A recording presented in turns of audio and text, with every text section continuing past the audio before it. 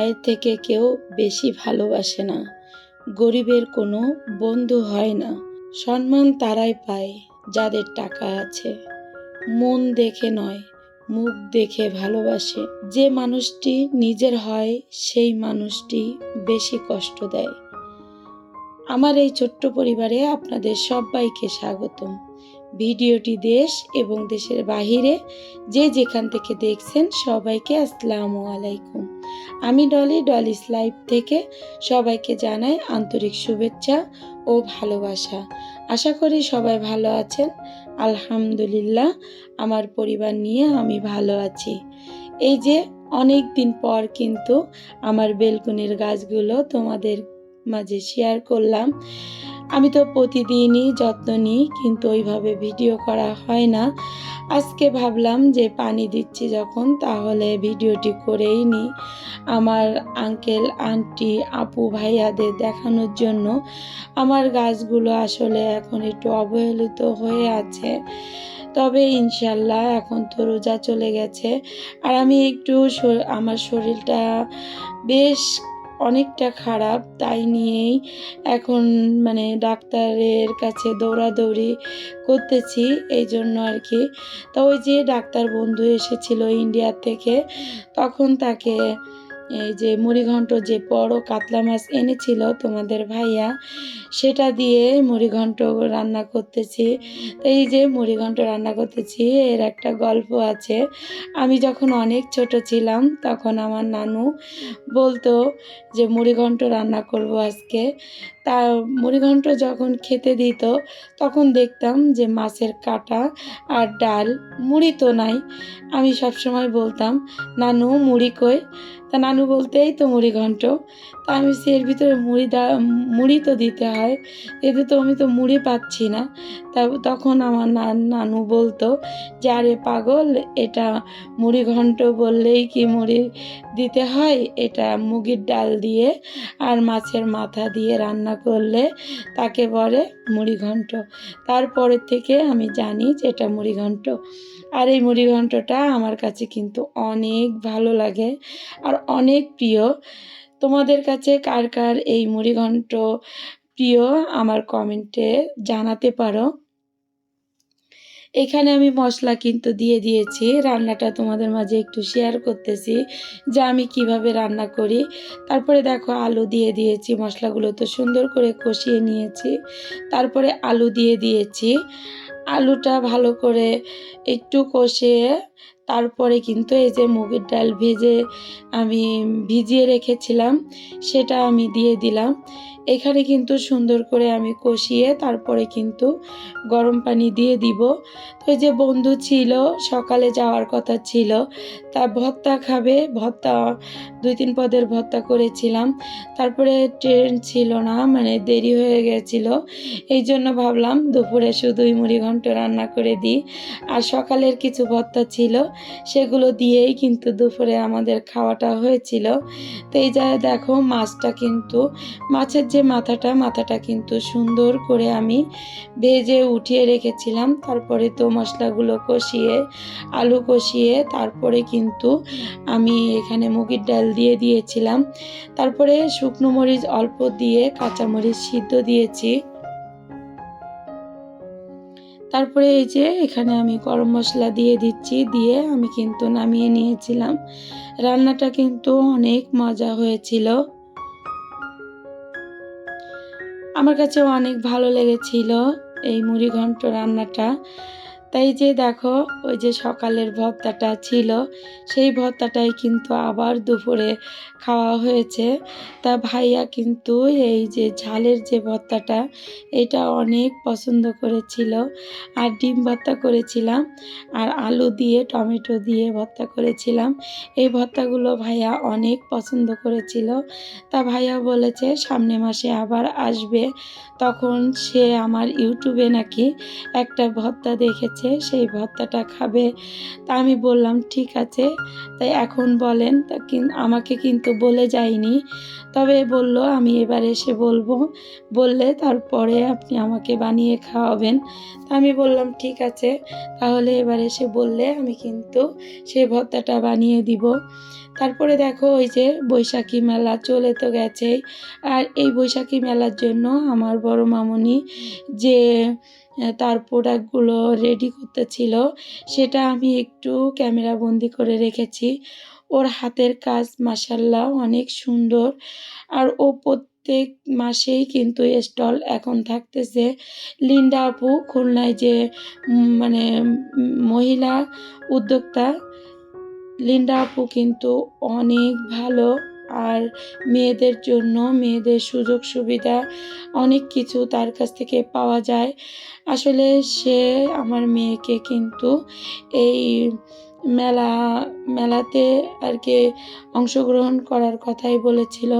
প্রথম তো ভয় পেয়েছিল, অল্প প্রোডাক্ট নিয়েই কিন্তু সে উঠিয়েছিল। তারপরে এখন কিন্তু 50, 60, 70 হাজার টাকারও মাল ওঠায় আর কি। এই যে প্রোডাক্টগুলো এগুলো কিন্তু অনলাইনেও ও দেয়, অফলাইনেও দেয়। আবার এই যে মানে যে মেলা হয় প্রত্যেক মেলায় কিন্তু স্টল নিচ্ছে। সবাই আমার মামুনির জন্য দোয়া করবে। আর দেখো প্রোডাক্টগুলো দেখতে কিন্তু মাশাআল্লাহ অনেক সুন্দর। আর কিছু প্রোডাক্ট আছে এগুলো অর্ডার আছে, ওইগুলো কুরিয়ারে দিয়ে দিবে আর কি। তো সেগুলো তো কুরিয়ারে দিবে, আলাদা প্যাকেট করে রেখেছে। তারপরে আমি দেখো সেগুলো খুলে তোমাদেরকে দেখানোর চেষ্টা করতেছি। জানি না কতটুকু ক্যামেরায় তোমরা বুঝতে পারতেছো। তো আর তোমরা যদি এই প্রোডাক্টগুলো নিতে চাও তাহলে আমার এই ভিডিওর নিচে কমেন্ট বক্সে যে লিঙ্ক দেওয়া থাকবে, পেজের লিঙ্কটা, তোমরা সেখান থেকে এই প্রোডাক্টগুলো তোমরা অর্ডার করতে পারবে। এই প্রোডাক্টগুলো এত সুন্দর আর এত হাতের কাজ নিখুঁত, কি বলবো আসলে আমার মেয়ে বলেই বলতেছি না। ওর হাতের কাজটা মাশাআল্লাহ অনেক সুন্দর। আর ও কিন্তু মেলাতে মানে একটা সুনাম তৈরি হয়েছে ওর। এদের দেখো এই যে লাল যে গহনাটা, ওই গহনাটাও কিন্তু মানে অর্ডার রয়েছে, অর্ডারই ওটা কুরিয়ারে দিয়ে দিবে। আর এই যে আমার ভাইয়ের বউ কিন্তু তৈরি করতেছে ওর সঙ্গে ওর আমার ভাইয়ের বউ আর ও আরও 2-3 জন একসঙ্গেই এখন কাজ করে। কারণ কি ও একা তৈরি করতে পারে না এখন। আর আমি তো অসুস্থ, আর আমরা তো একটু বাইরে ঘুরতে যাব আর কি। ডাক্তারে বলেছে যে আমি নাকি বাইরে ঘুরতে গেলে আমার মাথায় যে সমস্যাটা হয়েছে ওটা নাকি একটু কম ভালোর দিকে যাবে। এই জন্য তোমাদের ভাইয়া কিন্তু আমাকে বাইরে নিয়ে যাবে। তা যেখানে যাব অবশ্যই তোমাদেরকে সেটা দেখাবো। আর অনেক দিন পর কিন্তু আমি ভিডিও দিচ্ছি। আমাকে হয়তো অনেক আপুরা ভুলে গেছে আমি জানি, কারণ আমি আপুদের ঠিক মতন সময় দিতে পারিনি। তবে ইনশাল্লাহ এখন সময় দেওয়ার চেষ্টা করব। আর যে ঘুরতে গেলে তো এমবি কিনে আসলে সবার ভিডিও দেখা কিন্তু সম্ভব হয় না। এই জন্য বাসায় এসে তারপরে আমি সবাইকে সময় দেওয়ার চেষ্টা করব। তোমরা আমাকে প্লিজ ভুলে যেও না, তোমাদেরকে আমি অনেক ভালোবাসি। আর এই যে দেখো এই কাঁটাগুলো কিন্তু চুলের কাঁটাগুলো কিন্তু তৈরি করেছে কত সুন্দর করে। দেখো আমি সব প্রোডাক্টগুলো কিন্তু একটা একটা করে তোমাদেরকে দেখিয়ে দিচ্ছি। এই প্রোডাক্টগুলো ওর এত পরিমাণে সেল হয়, ওর যে মেলায় নিয়ে যাবে সেগুলো দেখো ও গুছিয়ে নিয়েছে। সেখান থেকে টেনে টেনে বের করে কিন্তু তোমাদেরকে আমি একটু দেখিয়ে দিচ্ছি। তা আমার কথায় এবং কাজে যদি কোথাও একটু ভুল হয়ে যায় প্লিজ ক্ষমা সুন্দর দৃষ্টিতে দেখো। আর আমার ভিডিওটি যদি তোমাদের কাছে ভালো লেগে যায় প্লিজ লাইক দিতে ভুলবে না। আর যদি এই ধরনের লাইফস্টাইল ব্লগ দেখতে চাও তা চাইলে চ্যানেলটিকে সাবস্ক্রাইব করে পাশে থাকা বেল বেল আইকন অল অপশনটি সিলেক্ট করে রাখবে। এতে করে আমি যখন নতুন কোনো ভিডিও আপলোড করব সঙ্গে সঙ্গে নোটিফিকেশন চলে যাবে তোমাদের মোবাইলে। সুযোগ বুঝে তোমরা সেটা দেখে নিতে পারবে। আর যারা এই কাজ করে আমাকে প্রতিনিয়ত সাপোর্ট করে যাচ্ছ তাদেরকে অসংখ্য ধন্যবাদ। আর যারা ফেসবুক থেকে দেখছো তাদেরকে বলবো লাইক দিয়ে ফলো করে আমার পাশে থেকে আমাকে সাপোর্ট করতে পারো। তোমাদের সাপোর্ট ছাড়া আমার কিন্তু সামনের দিকে এগোনো কখনোই সম্ভব না। আমি চাইবো আমার ভালোবাসার আপুরা আমার পাশে থাকবে ইনশাল্লাহ। তা দেখো ওর যে প্রোডাক্টগুলো আমি সব একটা একটা করে খুলে তোমাদেরকে কিন্তু দেখিয়ে দিচ্ছি। তো তোমাদের কাছে আমার মামুনির তৈরি করা প্রোডাক্টগুলো কেমন লেগেছে অবশ্যই কমেন্টে জানাবে। আর আমার ভয়েসটা কেমন জানি অসুস্থ অসুস্থ, আর সব সময় কেমন আমি একটা অসুস্থ থাকি। আমার মনে হচ্ছে ভয়েস অনেক দিন পরে দিচ্ছি, খারাপ লাগতেছে, তারপরেও কিন্তু দিচ্ছি, কারণ প্রায় এক সপ্তাহ হয়ে গেছে আমি ভিডিও তোমাদের মাঝে শেয়ার করিনি। আর অনেক দিন হয়ে গেলে তোমরা তো জানোই যে ভিডিওর কোয়ালিটি মানে ভিডিওর যে ইউটিউব অনেক নিচে নামিয়ে দেবে।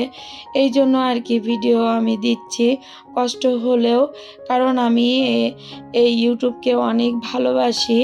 আর আমার ভালোবাসা থেকেই কিন্তু আমি এত কষ্ট করে এই ইউটিউবে ভিডিও দিই। আর এই যে এগুলো কিন্তু টিপ।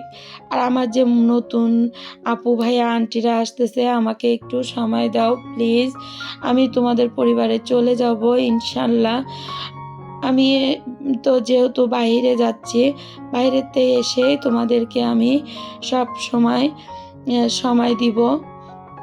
আর আমার জন্য সবাই দোয়া করো। আমি একটু অসুস্থ, আর কি অসুস্থ কেন আমি অসুস্থ সেটা তোমাদেরকে অবশ্যই কোনো একদিন ভিডিওতে বলবো।